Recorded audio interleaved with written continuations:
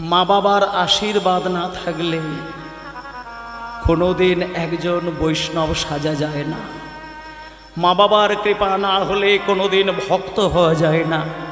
মা বাবার কৃপা না হলে ভগবান কোনোদিন তার ভক্তের সেবা গ্রহণ করেন না।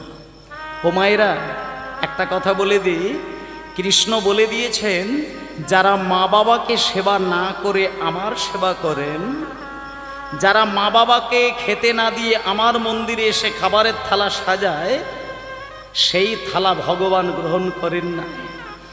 যারা মাকে সেবা দেয়, বাবাকে সেবা দেয়, মাকে হৃদয়ে বসিয়ে রাখে, বাবাকে হৃদয়ে বসিয়ে রাখে, যারা মা বাবাকেই ভগবান বলে মনে করেন, তারা ভগবানকে ডাকতে লাগে না।